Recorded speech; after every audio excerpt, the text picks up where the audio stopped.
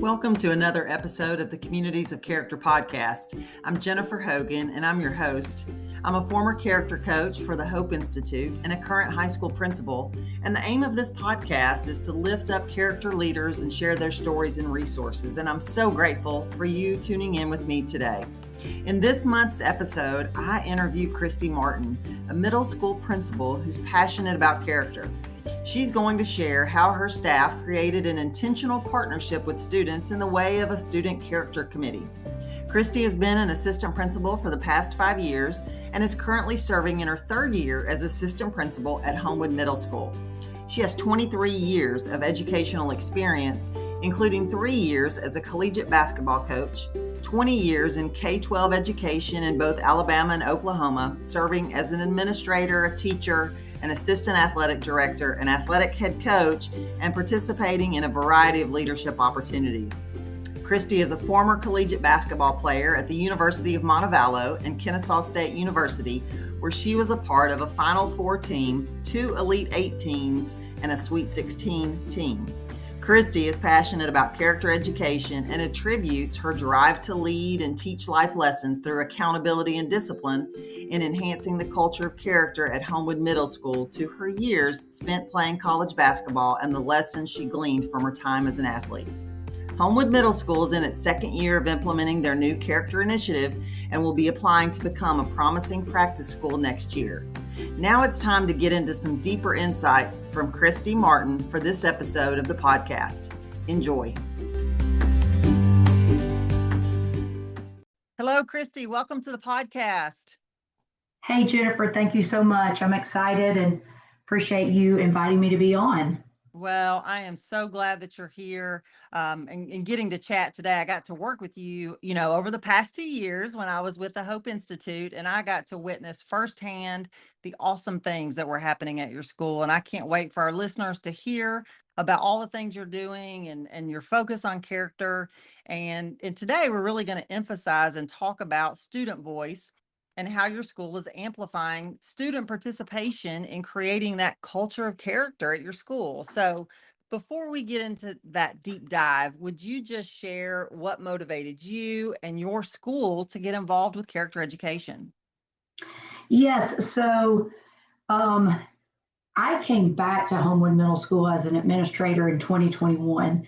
I had been a teacher and a coach there for 7 years, and then knew I was ready to lead in a different direction and had some administrative positions in other districts. And then I came back. And then when I came back as an administrator, our school had already started participating in the Hope Leadership Academy. And it was something that excited me, but I didn't know a whole lot about it. And so we had an administrator that was on that first year team. And they had a scheduling conflict and asked, hey, Christi, would you like to go and attend the meeting at Sanford? And really pretty much the rest is history after that. I completely fell in love with the teachings at the Hope Institute. It really brought me back to when I was in athletics, because in a way it was like being able to be a part of that again, because so much of what was being taught at Hope was much like the character that I was taught through athletics. And so it was a perfect fit for me. I love that comparison. I'm a former athlete, former coach, and we had a recent guest, Greg Moore, who also talked about that. And so I love that connection there. And I'll be sure to link Dr. Moore's episode in our show notes too, so our listeners can hear about that too. But I just appreciate you sharing that. And you mentioned the Hope Leadership Academy. We both have mentioned that, and they use the 11 Principles framework as a guide for schools who are implementing character education programs. So would you share, how has your school used the 11 principles to guide your work there? Yeah, sure. So the first thing we did was follow Principle 1, which I think the first one is a great place to start. And we needed to establish our core values. And so I can dive deeper in how we did that. But basically, we received feedback from all of our stakeholders in selecting those core values. And we're actually still working on Principle 1 by utilizing our student character committee, our faculty and staff and the rest of our student body in defining those core values so that we can have common language throughout our school. That was one of the things the teachers asked for in the fall, and we had not really finished Principle One. So that was something we have been focusing on this year. And in terms of the other principles, if I'm being fully transparent, we really felt a bit all over the place. And so one day, I don't know, a couple of weeks ago, a month ago, Lydia Barnett from the Hope Leadership Academy just reached out. She maybe sent an email just to see how things were going and said, hey, is there anything you guys need? And I was like, yes, can you come and help, just help us? And I told her what we needed. And so she came and sat down with us, another administrator, myself, and what we found was that while we're focusing on that specific principle one, we're really accomplishing others. And so I think we tend to be our biggest critic, and we're like, we're so behind, we're only doing this in year two, but really we are accomplishing the other things. So what we found to be super, super helpful was creating that timeline from year one all the way to where we are now with the when, the how, the dates to really keep us organized. I love that. And I think it's important to remember that sometimes we need a coach, we need help from other people to help guide us in our journeys. And so I'm real excited to talk about student voice and the role of students in a character education program, because you mentioned that you got feedback from all of your stakeholders. And at the middle school level, I just think student voice is so important. And so for context, would you just share how many students your school has and why you believe that at the middle school level that student voice is so important? Yeah, sure. So we kind of hover, and right now we're just under 1,000. And there have been years when I was a teacher that we were at 1,000 or over, and then years that we go back down. So we're just under 1,000.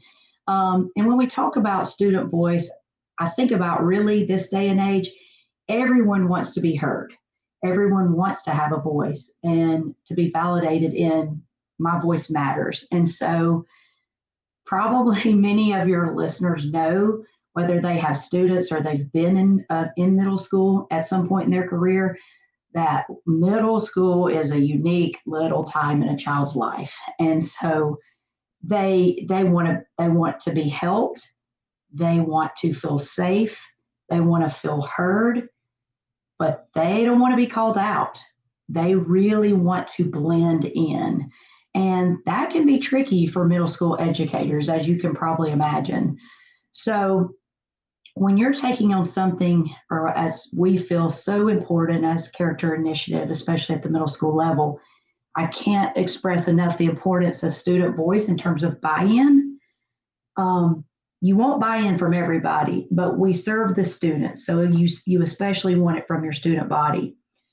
And when you as a teacher or an administrator or a coach can use vocabulary such as your core values that the students, voted on, when you're having difficult conversations or you're having to discipline, at that point, the students tend to take ownership of the core value they violated. Their accountability level goes up because they had a voice in it. They know the language, they know the core value. Their accountability goes up. And that's one of the life lessons we're trying to teach. So if you go back to what I said earlier about giving them a voice, we gave them a voice in choosing their student character committee. We gave them a voice in choosing their core values. Coming up next, probably actually in this next month in December, they're going to get a voice in choosing the core value definitions, but how they do that is through a Google form. So they get the voice, but they get to blend in because it's anonymous. And so therefore it's a win-win. That's awesome. And, you've mentioned several times your student character committee. It's obviously very important in developing that culture of character at your school. So could you share with me and our listeners how and why it developed, and how has your student character committee shaped your character ed program? Yeah, sure. So How it developed actually began with our year one Hope team. They would come back and share what they learned, with their colleagues. And then those conversations continued throughout our pre-planning days with our faculty in August. And once, we didn't want to push this too much. And I've heard just like all of us about one more thing added to the plate versus being the plate. So we wanted to do this in small little chunks. And so once we were getting a little buy-in from our teachers, we had a few of those teachers record what is your most important value and why. And then we shared those videos with our student body in, homeroom or whatever. And then those students were introduced to the teacher videos that were sent out through the student character committee Google form was sent out of, okay, what students, not your best friends, but what students do you think would best represent your grade level? And so once they watched the teacher videos, we sent that out, and then they voted, and we took the data and we created our first student character committee. And at that point, each grade level had 4 representatives. Now we have 16, and you're probably like, well, what's 4 more? Except that that's actually a very big thing, because those 4 more are ones that have emailed and said, I know I didn't get voted to be on it, but I want to do something to help the school. Would you mind if I show up to the meetings? And I think that is awesome. Yeah. And so I think, that has shaped our program. And I always say, I say it often, out of the mouths of babes. And when we started meeting with our student character, we, the adults, we already had in mind what we thought those core values would be. But man, once you start listening to 11, 12, 13-year-olds explaining the why or why not of a specific value, it gave us great insight and reminded us that in order for this character initiative to succeed, it had to be driven by middle schoolers for middle schoolers. Oh, that's powerful. It really is. I mean, the centerpiece of your school's character education program is this student character committee. That is incredible. I'm really curious, like, what new ideas have the students brought to the table because they're this key part of your character ed program? Well, they, at first they're a little reluctant. It takes them a minute to kind of talk, and we really encourage that, and the other adults, in our meetings, and well, what do you think about this? And so once they start feeling more comfortable and confident, they've really brought several things. And once going back to the pre-planning meetings that we had in August, our teachers on Post-it notes wrote down their core values. And so it was a total of 87. And so this student character committee, they said, okay, we're going to take this. They took those 87 and they condensed them down to 14. But it was so important to them to get it right. And so they wanted to have video. So we videoed them this time so that their peers could see them. They wanted to have signs, of what that, if it was responsibility. They held up a sign in their video of responsibility and a small definition in English, but they also did it in Spanish. And then we put those 14 on this massive wall in our library for everybody to see, and we had them up there. And so that way, our student body, faculty, and staff, they could all had an opportunity to vote on that. And then we had QR codes out in the community. So once we got all the data back in and began analyzing it, this is where it really became awesome, and talking about bringing things to the table. Okay, here's what the students, here are their top 3 values. Here are our faculty's top 3, and here are our community, or top 5, say. Well, hard work and grit kept showing up. Hard work, grit, whatever. So the faculty in these meetings, the teacher in us, as you can probably imagine, we all wanted grit. We talk about grit.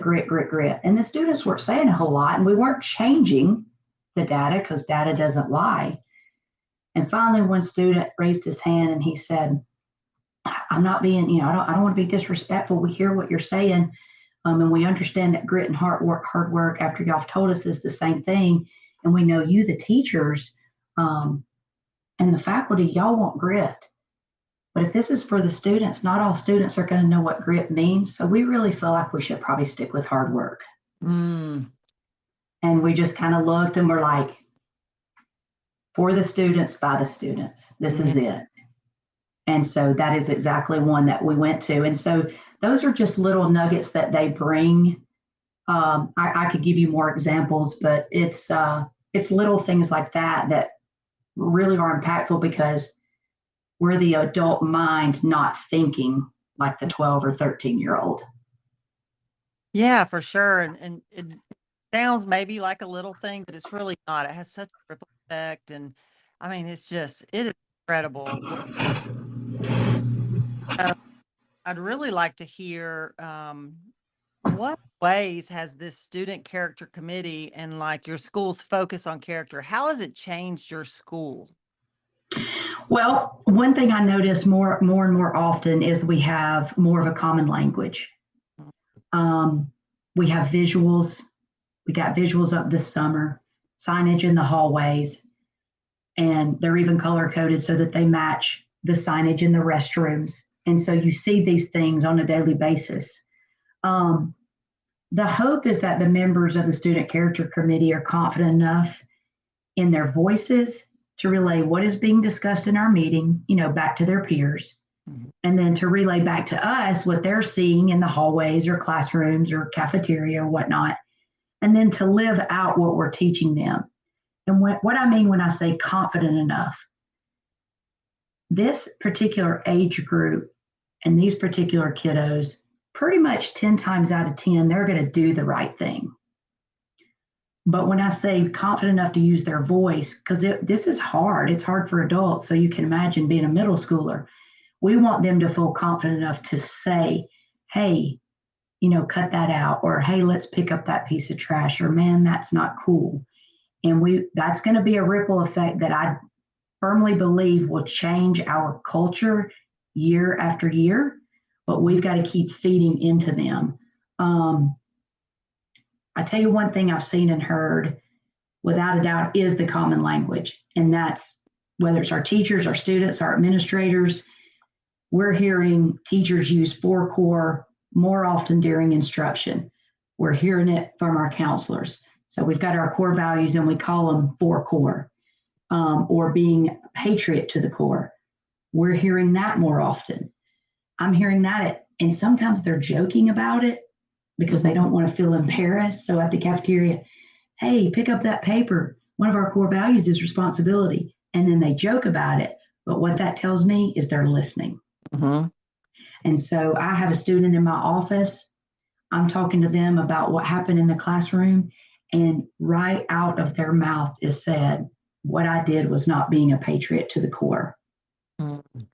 And so when we get that, that really gives us that drive to keep pushing forward and to let us know, it is changing our school. And so we've got to keep pushing through this long journey.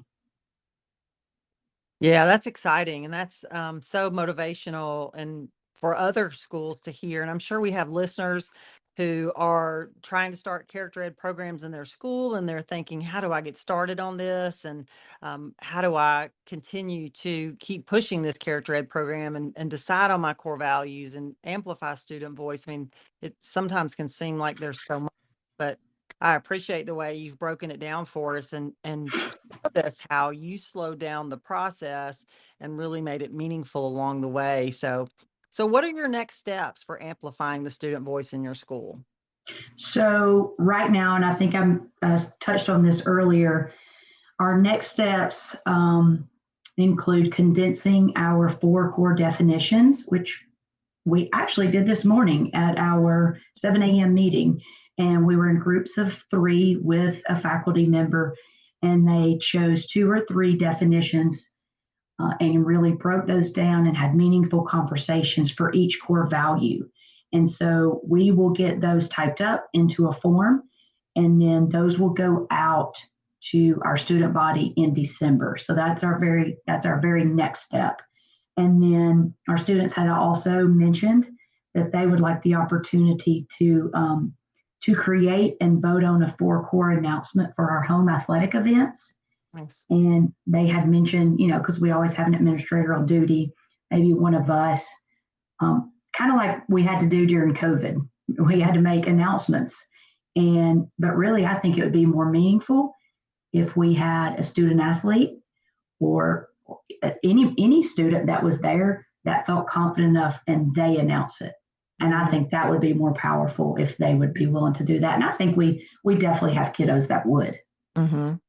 Love those ideas. So just curious, what advice would you give to school leaders if they're considering or just starting out on the journey of building a culture of character in their schools? What advice would you give? Well, it can be overwhelming. And a lot of us are type A. We like things done yesterday. And I'm kind of talking to myself here. You really have to slow down and be intentional. So very intentional. And I would begin by solidifying your core values and solidifying your student character team. Those to me are the top 2 things. Okay, we've got to get our team together and we've got to solidify these core values. And Jennifer, we had so much on our agenda in year 1. And then by the end, we were like, holy cow, we took an entire school year to get 4 core values. But if the foundation isn't good, it doesn't matter. So those are the top 3. Be intentional, get your character team, and solidify your core values. And the other thing I would say is that you've got to be patient. You've got to be patient with yourself, and you've got to be patient with the process. No matter how much, and I don't really like to use the word pushback you get from your teachers. It's like they have to know this is not another thing, another program. And so you've got to keep pushing through, not giving up or giving in. But most importantly, people know and see and they feel what others are about. And they know if you're being authentic and genuine. And so as a school administrator, if you're not genuinely passionate about this, about character ed, let me tell you, your teachers and students are going to know it. They're going to have 1 foot in the character boat and 1 foot out, and they're going to be lukewarm. Teachers want to be led, by someone who's passionate and honest about what's important in their building, someone who works harder than any other person in the building, someone who respects themselves and others. They also want someone who is willing to accept responsibility when this character process doesn't go as planned and it kind of derails for a second, but they're determined to get it back. And that's what they've told us is when we feel like y'all are passionate about it, then we have the buy-in. And so if you're not that person, school administrator, whether it's principal or assistant principal, make sure you have someone leading it who is, because it's a lot of work. And what I've seen in 2 years is it's completely worth it, but you got to stick with it. Well, I just so appreciate you being here today, Christi. Thank you so much. I just appreciate you sharing your school story and taking our listeners and me along your school's character journey. And listeners, I thank you for tuning in. So don't forget to look at the show notes for any resources that have been mentioned. And if you haven't already, be sure to hit that subscribe button so you'll have access to the latest episodes. Thank you again for tuning in, and I hope you'll join me next time for another episode of the Communities of Character podcast.